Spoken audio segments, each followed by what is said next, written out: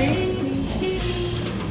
I'm proud to welcome you to Third Street Gallery. We're one of the oldest cooperatives in the city, 48 years old this month. Yay. We're very excited to host tonight's event with Philly Has Heart. Thank you for coming. We'll now turn things over to Robert Marsh to introduce the panel. Good evening, everyone, and welcome to Navigating the Philly Art Scene as Emerging Artists, hosted by Third Street Gallery. My name is Robert Marsh, and I'll be your moderator this evening as we explore the journeys and practices of current artists in Philadelphia. So welcome, panel. Please introduce yourself, your name, your primary medium, how long you've been practicing art, and whether art is your main occupation, because if not, then share your other occupation. Joe, you want to start? Sure. Hi, I'm Joe. I really forgot all the things. That's okay. We're going to go to name, medium. Mixed media, paint, and photography. How long have you been practicing art? I mean, I would say my whole life, but Yes. probably seriously the last 10 years. Excellent. And is art your main occupation, or do you have another? I would say the creative field is my main occupation. I am a freelance art director as well, so a little bit of everything in the creative side. Yeah, excellent, excellent. Clem? Yes, I'm Clem Da Vinci, a watercolor artist, full-time. Previous life, I was a draftsman. Excellent. And for how long? About 20 years or more. Melissa. Hi, I'm Melissa. Primary medium, all over the place. So Nice. everything starts, I think, with like drawing, and then it can evolve into different sculptures as well. And I would also say my whole life, but I guess more seriously the past like 8 years. Excellent. Yeah. Excellent. And I teach art as well. Lovely. Yeah. Dominique. Hi everyone, I'm Dominique Samarco. I've been doing art for maybe 15 years now, seriously, and I guess I would consider art my main career. I am an art and design teacher, but I consider teaching like a part of my research for my oil paintings that I do. Excellent. Excellent. Good. Cool. Yeah, I'm Galen Gibson Cornell. I work with paper, basically, but it's more specifically I walk around different cities and steal street posters and then cut them up and weave them. So it's a little more than just paper, I guess. And yeah, that's all I do, unfortunately. And I've been, I mean, let's say 20 years. That's when I started my undergrad. Lovely. We have a very exciting panel for you all this evening, as you can see. And so we'll kind of get into our questionings here. There'll be time at the end for a little question and answer as well. And I believe then there's refreshments, or at least they're back there, for afterwards. So there is a misconception many emerging artists or new artists have in which they fear that approaching the art industry due to thinking that successful artists, such as yourselves on the panel, already knew what they wanted to do with their art right at the beginning and were able to commit to all of that right up front. How did each of you come to approach the art industry or your art and manage art as a career or as your side gig? Excellent. I think for my career, you go into it knowing that, I mean, making art is like such a journey, so you go into it knowing that it's not going to be a linear path. As creatives, nothing with us is going to be linear, so just being open to the process of developing through the course of, where you think your vision is. For me, I always knew that my end goal is I want to do art. I guess navigated the path and allowed it to unfold and not put too much pressure on myself to meet the destination, because it's going to take time regardless. So embracing the journey, and then, it's going to be meant for you, so you'll get there anyway. So that's kind of how I'm still in the process now, and I'm excited about the process of it unfolding. Excellent. Excellent. Dominique, did you have schooling along the way as well to help with that art practice? Yeah, so I went to Community College of Philadelphia, and I was lucky enough to get a scholarship to go to my dream school, which was MICA, Maryland Institute College of Art. And then I went to Tyler for my master's degree as well, Tyler School of Art at Temple. Yeah, that was a big part of my journey as well, and developed me and guided me in a lot of ways too. Excellent. I think the sentiment's the same. I would just say that I like always to underestimate the things that I get into. So I think artists should underestimate the difficulty of it. Yeah. Meaning that you definitely don't need to know what you're doing, and it's probably better that you don't, because I think the beauty, the benefits of having an art practice are the enjoying the process of it, and that's actually the work of it. I mean, that's what seems to be valuable, and so I think the destination is not even really a factor. It's just more about what you discover along the way. Yeah. I think that makes the most sense for artists or something. Could you share maybe an obstacle that you ran into kind of along your way while trying to pursue your art? I think the biggest obstacle is silence. I mean, you're not, nobody needs artwork from you. But it can develop that way. I mean, people eventually want what you make, and they will need it, but they don't know that ahead of time. So I think you have the job of being an inventor, and then also a marketer for that invention. Mm-hmm. I think that's what being an artist kind of is. Yeah. So I think that the obstacle obviously is crickets, Right. and it's kind of difficult to keep making things when nobody's asking you to. Yes. So I'd say that's the obstacle, but then, you have your own tricks about getting over that, let's say, or just like making it anyway. Yeah, I was gonna say kind of we were talking about before this started, like following the signs. So like going into school and maybe trying something and seeing where it leads you. I went to undergrad for fashion design, and I just don't think that like fabric was really my medium. Yeah. And I found myself like painting on fabric, and so then I was like, maybe I just want to paint, and then that opened up a lot of things. So kind of just like listening to your intuition as well, of like, why do I enjoy this more than that? And like eventually you kind of find yourself doing what feels right. Yeah. So as you maybe ran into some of those obstacles along the way, how did that change your art? Yeah, I think there's like a lot of denial sometimes. So I thought that if I was going to be like an artist, I was like, I have to do it in a very like commercial or straightforward way, which I think fashion kind of had that combination for me. And I was doing a lot of like denial, and I was like, what if I just want to make something so it exists and like lives on its own? It doesn't have to be like a product per se. So I think, just listening when it was starting to feel good or bad for me internally. Yeah. Clem? When I was in high school, after I graduated, I went to art school. My father said, "You'll starve as an artist." He said, "Why don't you go into drafting? You can make money, and you won't starve." I think for the last 20 years, I've been trying to prove him wrong. So, it's kind of built gradually. I started with the website and the Etsy store, and Fine Art America, and then getting into different shows and getting my prints out everywhere. That's how it kind of built. Right. Taking classes everywhere for the last 20 years. Excellent. Excellent.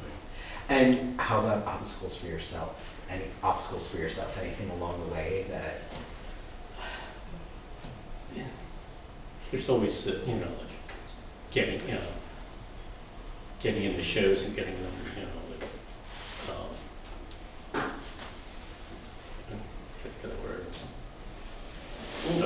Getting in the shows. Yeah, it's an obstacle in itself, right? Yeah. And then maybe how do you find the right show with the right audience along the way? too. Did you? And when they're jury, that's what I was trying to think of, jury Gotcha. shows, and no, I didn't get anything. Right. I tried to get the prints sold at different shops. Mhm. I tried, you know, like I was teaching at a store in Fairmount, but the store closed recently. So now I gotta find another place to teach. Yeah. And Joe, how about you? All right, now I'm ready. Sorry. No, I mean, I agree with basically what everyone said, and Clem especially, like, my mom was also like, are you sure that's what you want to do, go into the creative field? So I went into more, I guess, the commercial design side of it, exhibition and retail design. And I enjoy it, but it's definitely not my passion or what I like to do. Yeah. So I think getting past that commercial side has been a decent obstacle.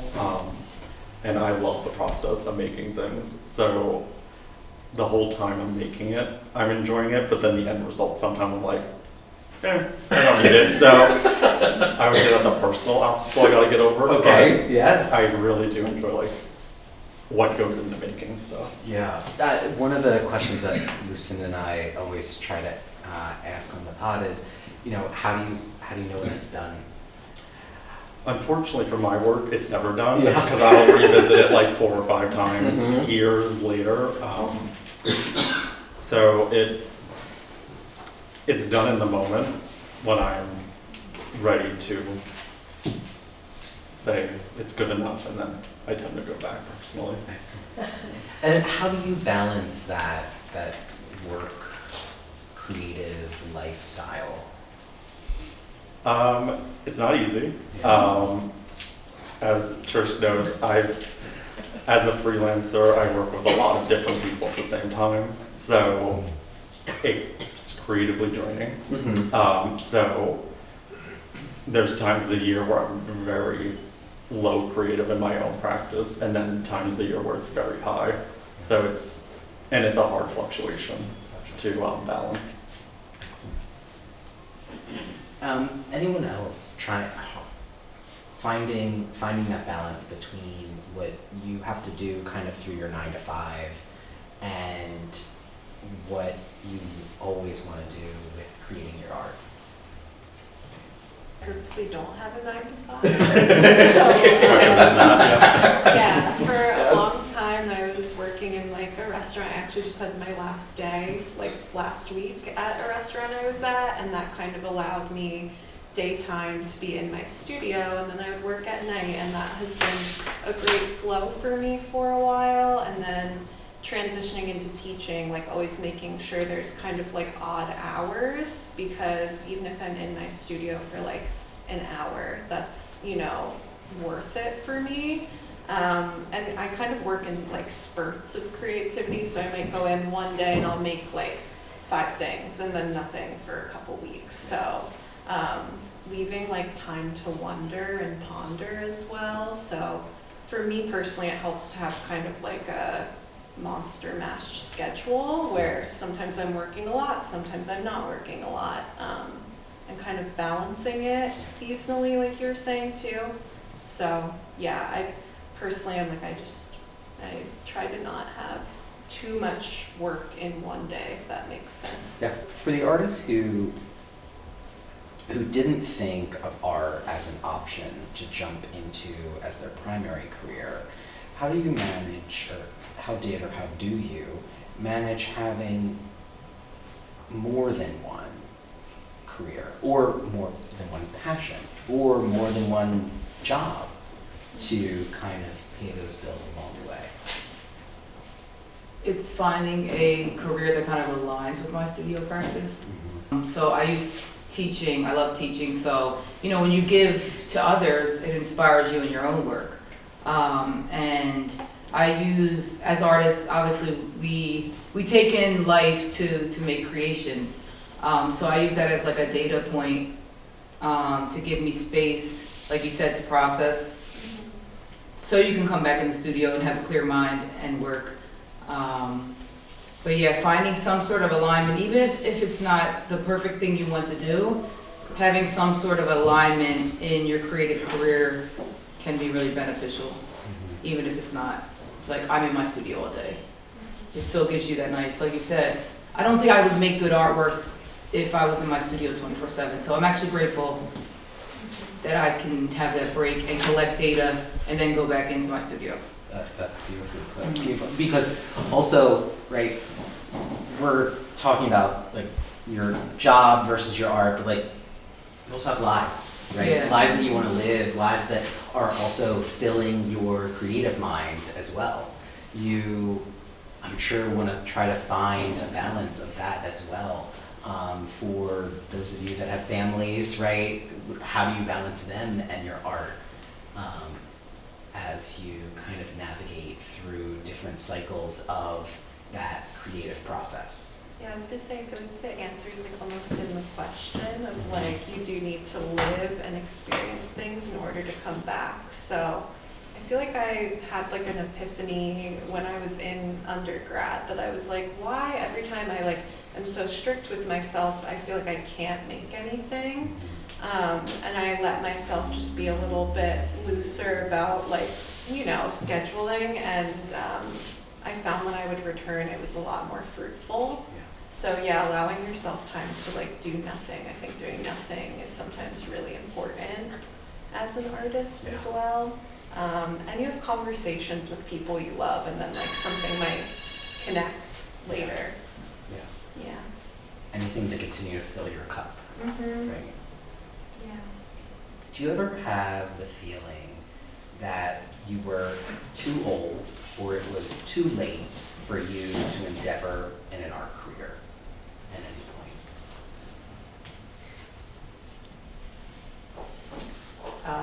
Yeah, I've kind of feel that pressure a little bit right now.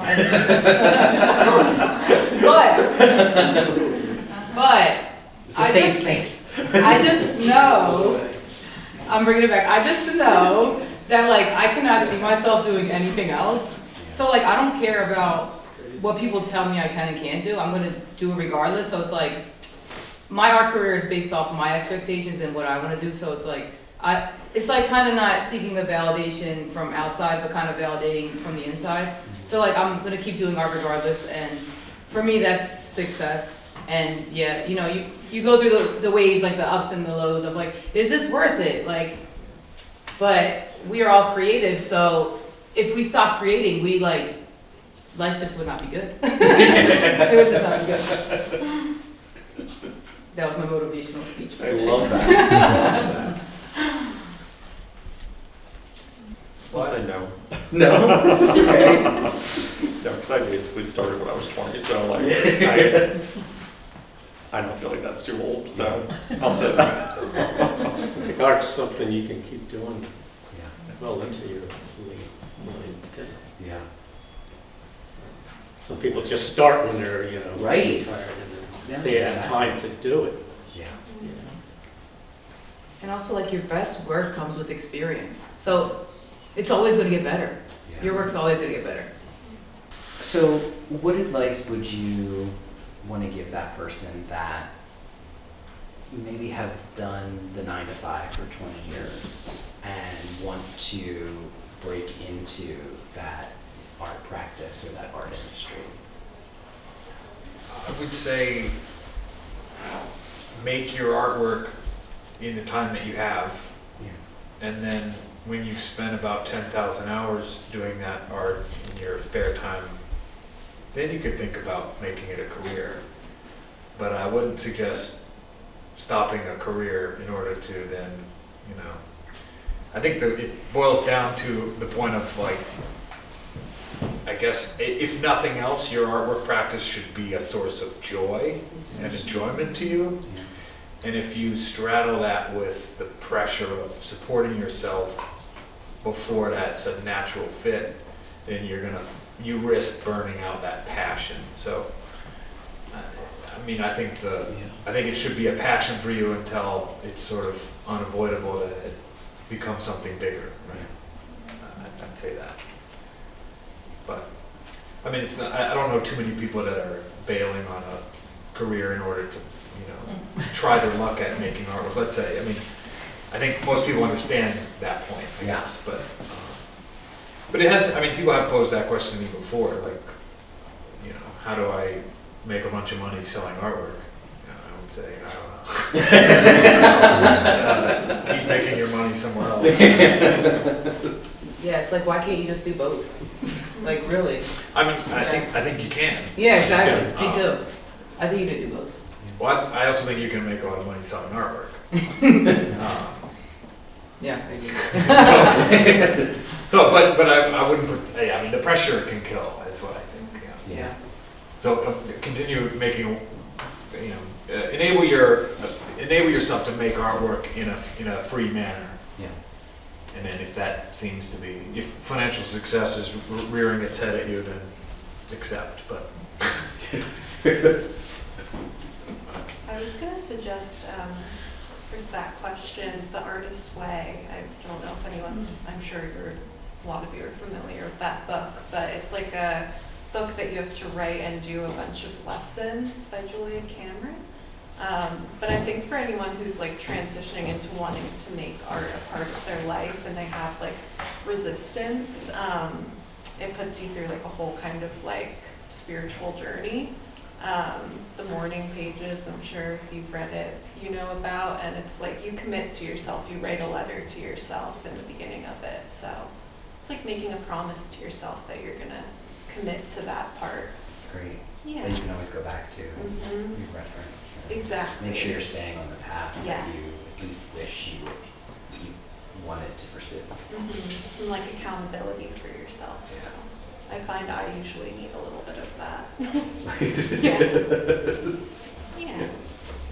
Arts funding continues to ebb and flow year over year, with the arts being first program being slashed when times get tough. This can happen in educational settings, it can happen in institutional settings, and it can happen in government settings. This is an especially scary time for emerging artists and for anyone looking to take on those risks without a consistent funding stream. Our own Philadelphia City Council is advocating this year for $6 million in the city budget for arts funding, up from 0, then 3, then 5, hopefully now 6. Tune into Philly Has Heart episode tomorrow with Councilperson Rue Landau to learn more about her fight. What we really want to know is not just how you found opportunities in the Philadelphia art scene, but how you created those opportunities yourself as an artist. Some artists find those opportunities through arts grants or programming that's happening with institutions or foundations or the city itself. Many of the 250 celebrations throughout the city this summer were funded through those additional grants to bring the arts alive through murals and art projects and programs. But how do you find those opportunities? How have those opportunities been presented to you? Or how do you create those opportunities for yourself?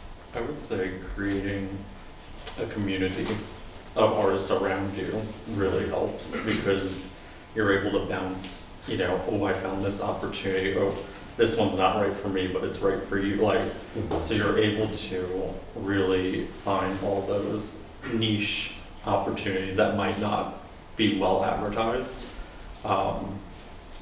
And there's a lot of them that are hidden under the surface. The internet's also a good place, but I would say knowing people and talking to people is really helpful. Your And artist that- network. Yeah. Excellent.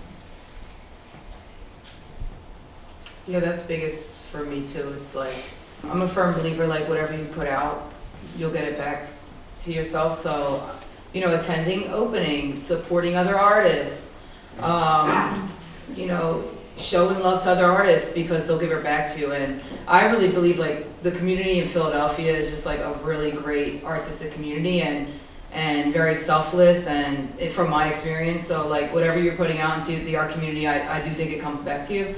So going to openings, supporting other people, and then, you know, obviously like your community will give that back to you.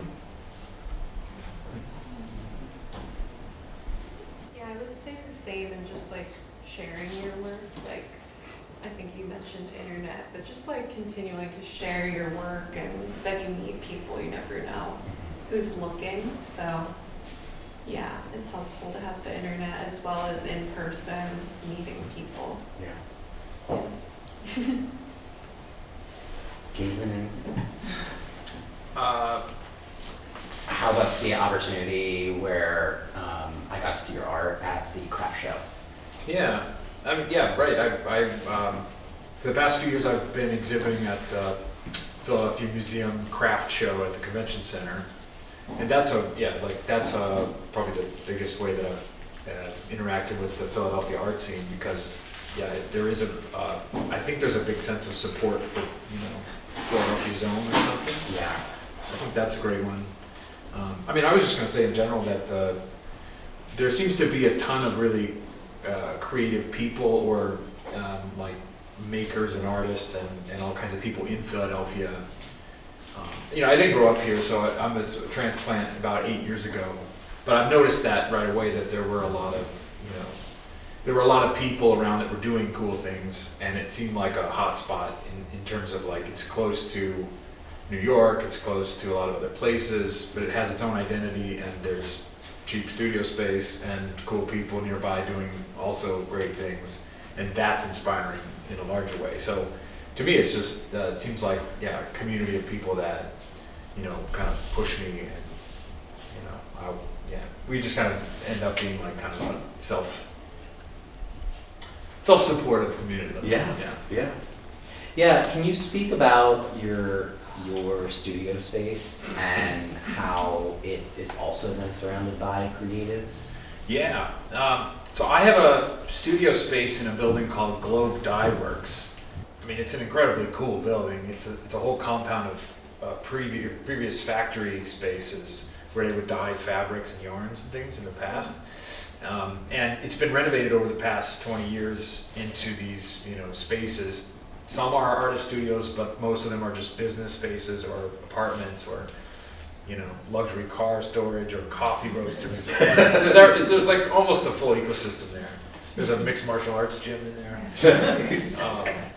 And so I have a studio space there. I also live in the building too. So I kind of don't leave the building that often.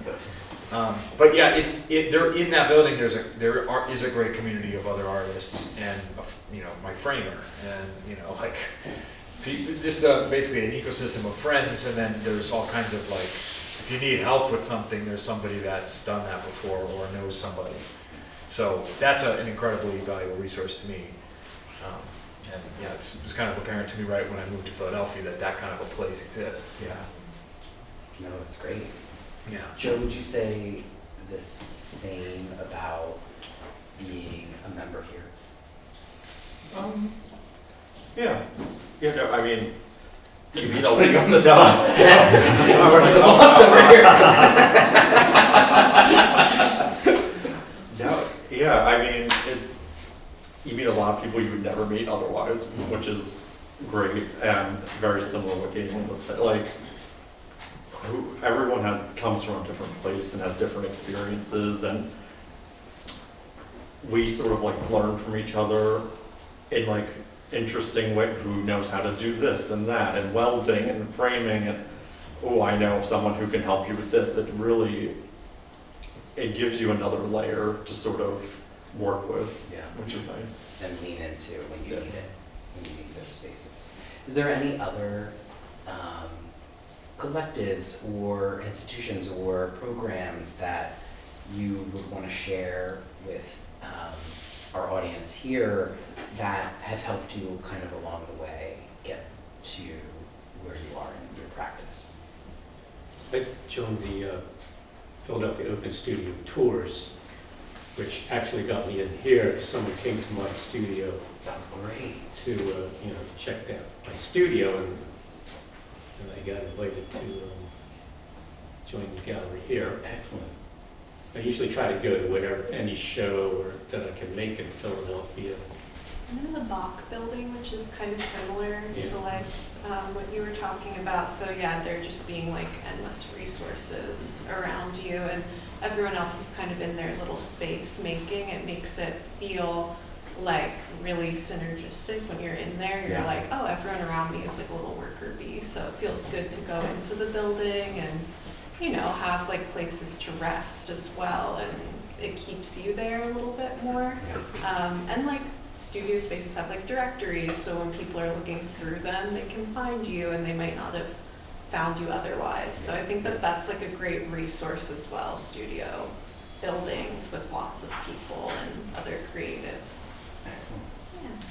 Yeah. I wanted to share because I had a few people talk about it's hard to get like really good feedback on your work. Philly Crit is like a really good place and community for you to put your in progress work up. And they meet at PAFA on, I think it's it's a weekend every month, and you can get really good feedback, critical, thoughtful feedback on your work as like a community, and a lot of people show up to it. So yeah, shout out to Philly Crit. Well, thank you all for joining us today. Before we go into some audience questions, where can the audience here find you and your art potentially in the future? So you let them know a website or an Instagram that you have or a social that you have, and then any future project that you might have coming up that you want everyone to know about. I mean, you can find my work here. I'm a member of this gallery. I also have a studio space in the Vox building that I'm always open on First Fridays and different events there. I mean, I guess you can also find me on Instagram, J Klaus Art, I think, and my website. My website is www.getadavinci.com. You can find me there. That's a good one. I registered that back in the early 90s. That's amazing. I gotta always make sure I read notes on time. I have a show right now, Fits on 4th. You can see about 28 pieces there. I have a show coming up here in October, and I'm on Instagram, a bunch of other sites. Excellent. I'll share my Instagram because my website's on there and it's shorter.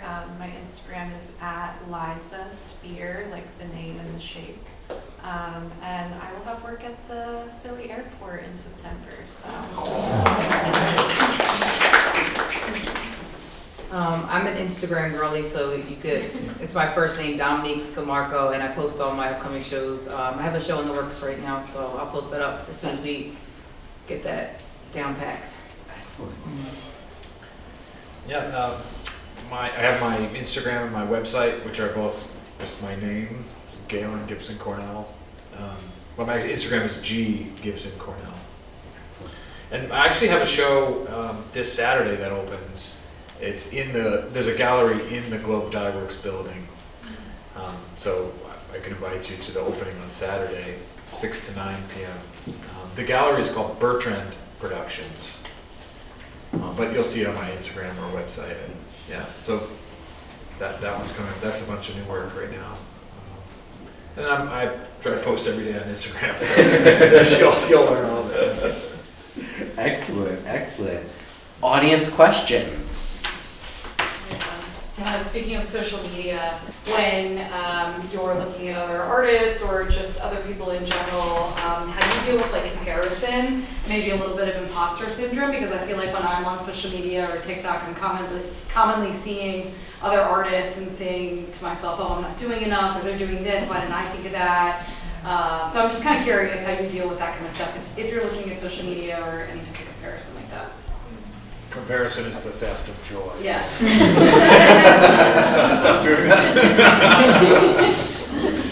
I don't know. I mean, it's hard to stop doing that, I guess, but I don't know. I think when I feel like I'm making artwork and reasonably happy with it, then I don't feel the need to compare. Well, whatever. Then at that point, I'm not so susceptible to comparing myself with others.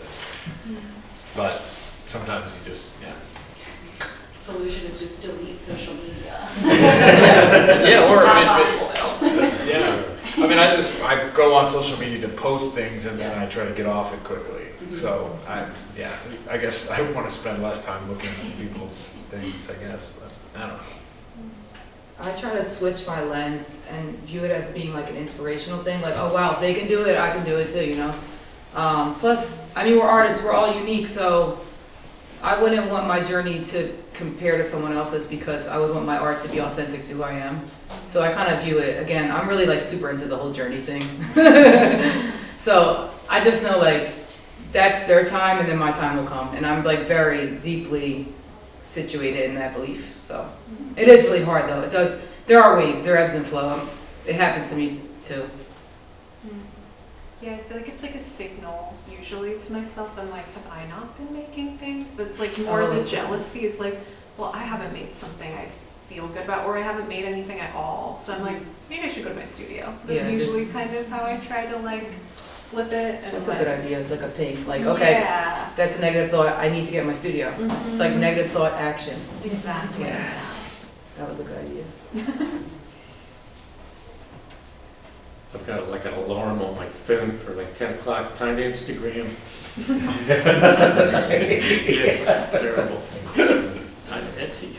I mean, I need that. I will post every day and then I'll stop posting for months. And yeah, it's almost impossible not to compare yourself to other people, but I would say I would agree that seeing what other people do inspires me to then create more of my own stuff and not as much copying. Yeah. Excellent. Thank you for the question. Yes. I want to congratulate all of you on your successes, and thank you for sharing. And apologize now for my early departure, and my question is for you. I thought I heard you say that you go to different cities and you steal posters, and I want to know how you do that without getting caught. I want to know. I want you to teach me how you do that without getting caught. Who's gonna catch?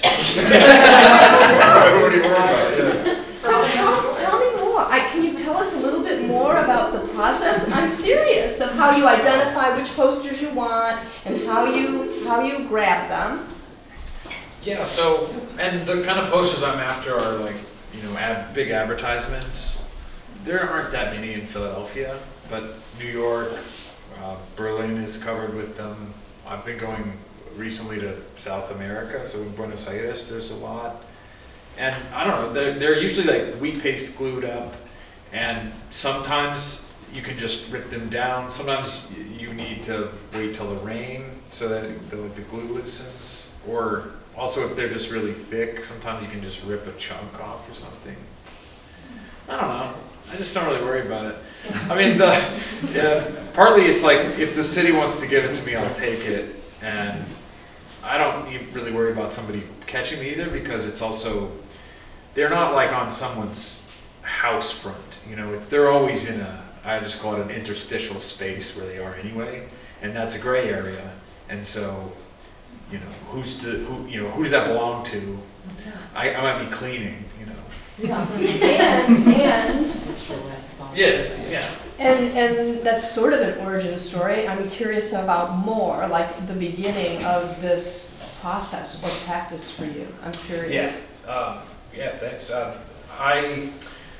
It starts actually in a specific moment, but I arrived there in a particular way. I studied printmaking, so especially lithography, and so that's a method of printing that actually most posters are made with, even if it is a newer version like offset lithography or something, like newspapers or posters. But I was studying abroad in France and was digging around in some archives where I found photographs of the Liberation Day in the Second World War, where that city in France was, you know, liberated. And I saw the photographs of a wall with, you know, propaganda posters on it. And I saw people like, you know, a photograph was taken of this lady ripping down the posters, the propaganda posters. And I was like, that's a very powerful gesture. What's even more powerful is that wall I recognized because I walked by it sometimes, right? So that wall still exists, and now there's like Ed Sheeran posters on it. So that became pretty, you know, clearly powerful like archaeology or something. I started thinking about an urban skin, you know, the skin of the city or something. So that, you know, that made me right away want to focus on those things, that material or where it shows up in the world. Kind of went from there, I guess. Yeah. In a way, it sounds like you're kind of like that archaeology Yeah. is digging or uncovering or releasing history also. Yeah. Yeah, very interesting. Yes. Yeah, I have a question about like social media as well, like just how you guys approach social media in the modern day. How has it changed over the years? How do you adapt to these tech companies changing their algorithms or, you know, markets? You know, people aren't really spending. How do you guys navigate marketing and using social media? I think like just for posting, like I try to keep it consistent. Like I think that was kind of like a moment for me where I was like, how can I post my work so it doesn't look the same always, but just like putting truly a white background behind it, like, I don't know, creates like a consistency on your feed and kind of shows like galleries, okay, this is what just the work looks like. But I don't really pay attention to like algorithm or anything. I just like, I'm like, now is time to post. So I don't know if I could help you with that, but yeah, I think like listening to your gut and just like continually sharing. Like I think the more that you share, the more it kind of like permeates out. Gotcha, thank you. Yeah. Did you say there is certain times of the day that people look? And it changes day by day. It's usually like the 11 o'clock or 12, you know, people taking their first break or something. That's where I usually try to post mine. I do use Google Ads too. Now and then. Okay. Well, I spent a tremendous amount of time thinking about it and looking at it, and do you have like are you personally interested or? Yeah. Do you have like a business account, like a Instagram business page? No. Oh, well, so you set that up, I think it's through Facebook actually, but you set up a business one and then you can then have access to analytics.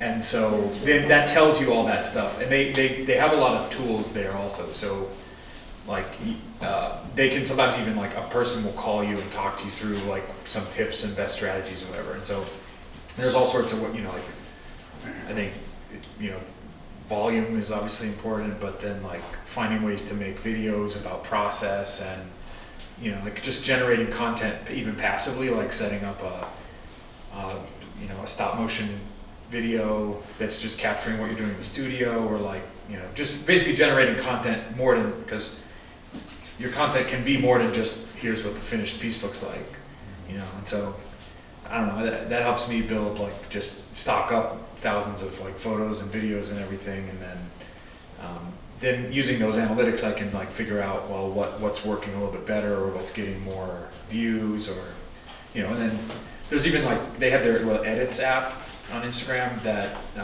you can like set in trial reels, so you can like make a video but post it and it only goes to people that don't follow you. So it doesn't, you're not spamming boring content on your people. Instead it's like a test thing, and then if it does really well, then you slide it over into your normal reels, and then it has the momentum already that Instagram wants to keep feeding. And then so it's a win-win kind of, like there's all these, basically that's just the tip of the iceberg, but there's like all these tools about how to do it. And I think that's tremendously important, because that's how most people interact with my work, at least. You know? Sure, yeah.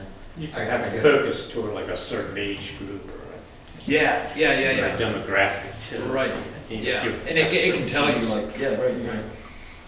Yeah, I guess my follow-up would be like, have you found like certain types of like content to like resonate more with? Yeah, it's like first it was the process videos, because I mean what I do is like all these really small cuts with an X-Acto knife, and then I'm like hand weaving the paper, and so I would just make like stop motion videos of that process, and that started taking off. And then also, I mean, sometimes it's tertiary, and then you're like, you can sort of follow it a little bit, but it's also something different than what you're doing maybe.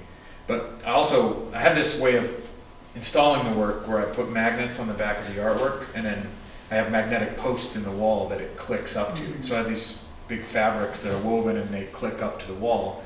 And it occurred to me to just film that one time. And now those are the things that go crazy on Instagram. It's like these, so all of a sudden I'm in the ASMR business, you know? like, kids are falling asleep to my, right? I'll take it. So like, you know, that just popped up as a result of being in it, you know? So. This may be controversial, but has anyone introduced AI into your work yet? I personally thank people when I send it out that they didn't buy AI art on every receipt when they ship it. Because AI is becoming a big problem, Right. especially for like print, like type art, or something that can be copied. This like, you know, if it's 3D piece, it's harder. Anything on paper, or, you know, any kind of painting can be reproduced Right. in seconds with AI. It's a big problem. Very anti-creative. Yes.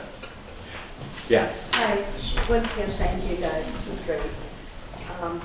So building like a collector list, working, like I don't know if anyone's using Substack or another newsletter option, if that's been effective. And then also, I'm interested in, you can build the questions with the crafts fair that you're doing, if you have any advice for artists in terms of optimizing that experience. Because I know that it's expensive to do like outdoor craft shows and other events like that, and how to make the most of those. Any quick advice? Well, I think that, I don't know if you need tools or anything to like, I mean, I just think you should just reach out to those, you know, just don't not follow up with those people, but send an email, personal emails, and call or text or something, you know, because that's, you know, and until you have too many of those to keep track of, and then start using a platform. But I mean, just writing them down on paper and then emailing them every once in a while and saying, hey, buy this, I'm trying to, you know. And then, for instance, also that can help you out with the costs of like fairs and things, is just call one of your collectors and say, give me my, you know, buy this. I'm trying to do a thing, why don't you buy this piece that you already wanted, plus it'll help me, you know. I think so that those personal relationships with the collectors is the most important thing, obviously. But they can also, like, I think in most cases that relationship is one where it does them good to help you. And it's like, I think when somebody buys a piece of artwork from me, often it's like they're feeling happier about it than I am, you know. So I usually like, you know, give them a chance to feel better. You know? And yeah, like shows cost something, and you know, I mean, I guess it's like that's part of just the business of it, you know. Ideally, it costs only a small percentage of what you're going to make at that time, and if you do it at a bunch and you're not making something, then yeah, maybe that's not the right way to put your funds. But I don't know. I mean, I try to look at it as a business, and yeah, the business has expenses, and hopefully there's income that, yeah, but. Yeah, I was kind of bouncing off of that, like for applying for like fairs or markets, like just kind of seeing what's right for you, like looking at where it is it like kind of your audience or not? Because I think it's important to say yes to a lot of things, and along the way you can kind of find out like, this is where I kind of fit, this wasn't really for me, and then you can like revisit those markets. So yeah, trying everything, and then like kind of process of elimination probably. Yeah. So you guys don't use like any newsletters that you use, or I'm really bad at that. yeah, or email people, or mostly, or text? Personal email, like personally reaching out is what I do. Yeah. I only do it if I have a show bill, and then I'll send out postcards. Postcards. Yeah. Yes. Yeah, so I appreciated hearing your artist origin story just a bit ago. And I was curious if anybody else wanted to share sort of this driving artist storytelling that they're doing and where it originated from. For me, so because I'm first generation, you know, college student, first generation artist, I really am interested in the journey, and because I'm a teacher now, I think everything kind of relates back to like, I don't want to say the word trailblazer, kind of sounds intense, but like starting my own journey in a way that if I'm successful, I can help others be successful. So being an educator, and if I go far, then I can help other people go far. And then I think it all relates to like me starting from ground zero, building myself up, and then analyzing those steps in a way that I can give back to others. So it all kind of relates to like the process, and creativity is the process, and it's all like the journey, and it's like a big crazy web in my brain that kind of wraps up into a bow. You speak about growing up in Philly, right? In my work? In your work specifically, like what is the story that you tell? I think about equity a lot. I think about community a lot. I think about development a lot. It's really important to me that, you know, I started at Community College of Philadelphia, and I was able to, it took a long time. So like, I'm really grateful that I was able to have a longer journey in my career so that I can really slow down and analyze that journey. But a lot of my work is related to me growing up working class and reflecting back on that, and how hard it can be to get into the arts, because let's be honest, the arts can be very elitist in a lot of ways. So I like to think about that a lot, in a way that I can help others that come from similar backgrounds to me to get into the art field too. So a lot of my work comes back from growing up in a working class background. Thank you.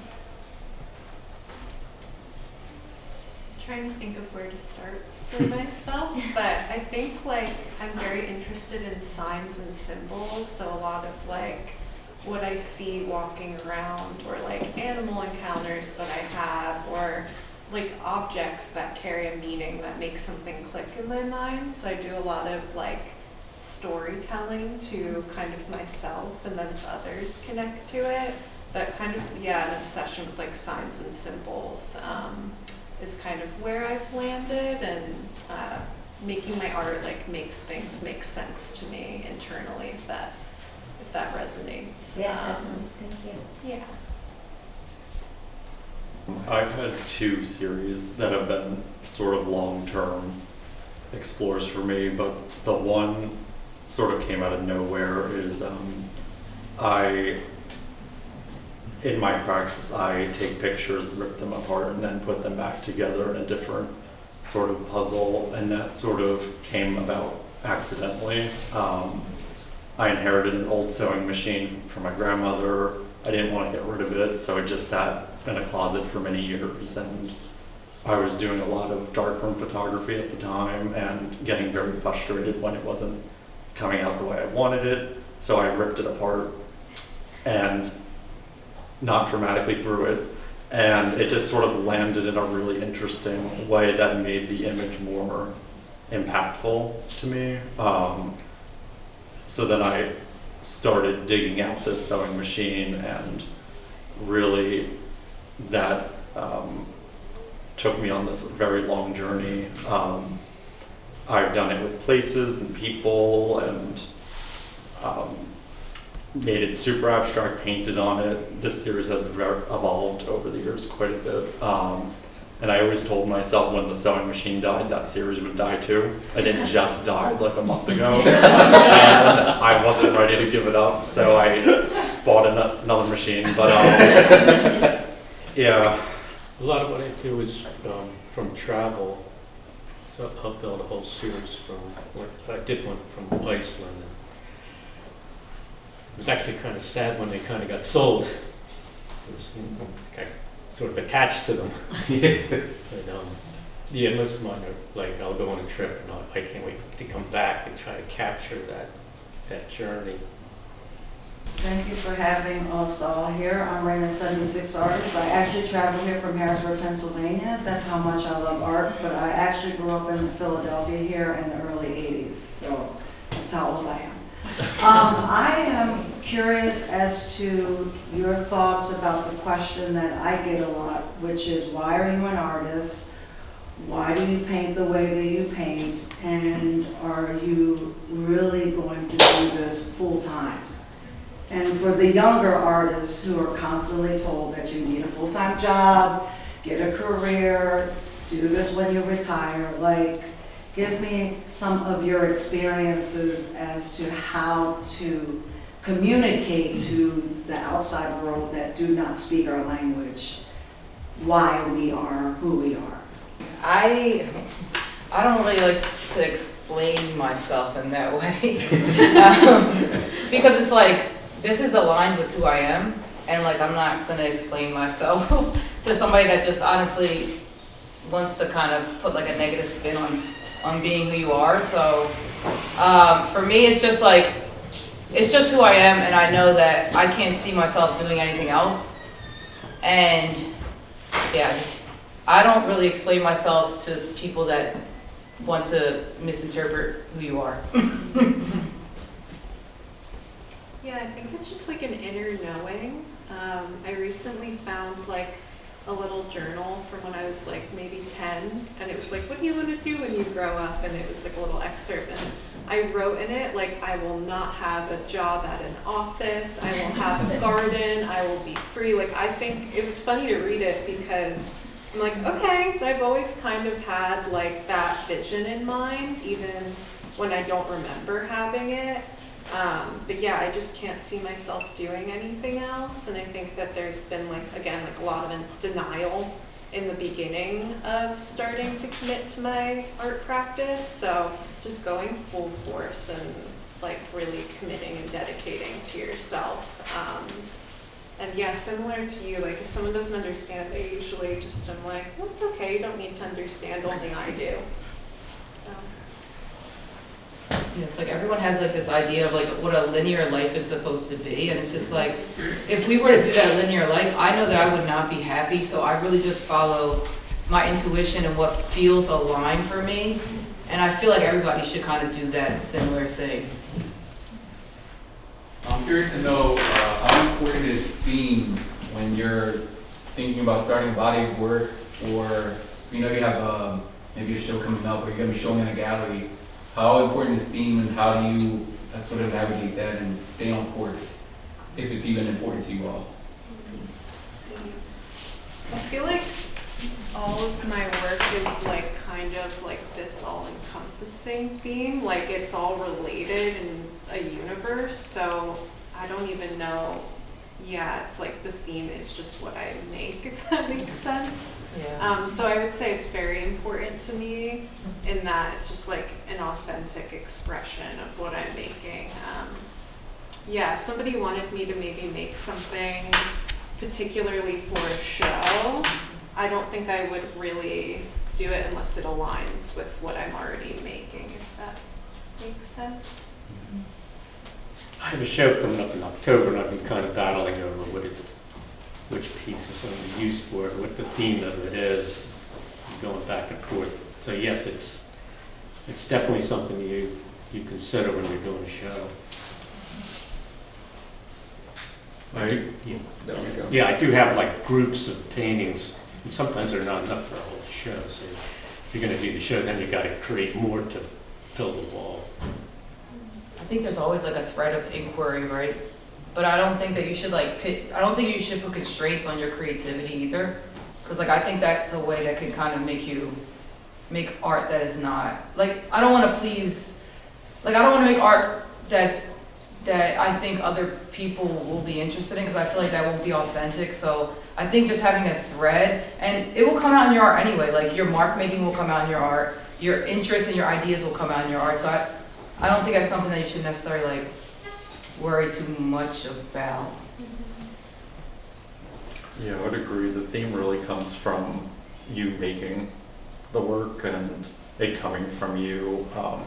I have a terrible habit of jumping around from discipline to discipline. So it's definitely something to keep in mind if you're looking, I guess, to build a body of cohesive work. But yeah, when something needs a break, I jump to something else, and it sort of feeds the creative hunger. Kind of to expand upon that, what has your relationships been with yourselves as artists and the gallery who wants to show your work? Like, just, how do you mean? Like, what's your relationship? Yeah, with so the- kind of to that point, like, is the gallerist ever coming to you looking for a specific item? And if so, how do you balance that, right? Or are you, as we have found kind of in our conversations with gallerists over time, is it seems like it's more of relationship building over time, right? And that gallerist is sometimes a great navigator for you, or a mentor, or has an ability to kind of refine your art, but yes and no, but like also kind of throw you in a new direction. That might be very helpful, especially from their perspective of trying to then also sell that piece as well. How do you kind of manage that relationship? I feel like studio visits are really great for that. Like if they can see everything almost all at once, they can kind of have like this through line that they might pair things together that you're like, oh, these do have a relationship that maybe, you know, you didn't see yourself. Finding that theme after the work is Yes. done. Mm-hmm. Yeah, different perspective to kind of pair things together. I agree with that. I like the collaboration, honestly. When somebody sees something in your work that you didn't see, they curate it in a way that you weren't thinking about, but then you're like, wow, I didn't realize I was thinking about that. So in some ways, I find that to be very refreshing and nice, and I'm happy to like be a little hands-off in that way. Yeah. Yeah. Excellent. Well, thank you everyone. We do want to thank our panelists as well. So please join me in giving them a round of applause.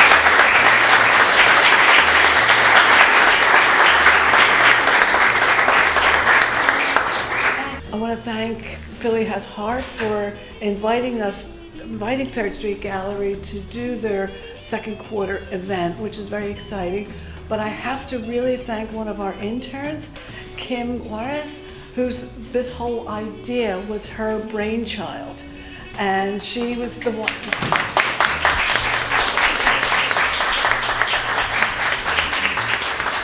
I really have to acknowledge is our other amazing intern, Tori Garcia, who when Kim proposed this, she's like, yeah, that's a great idea. What can I do? What can I do?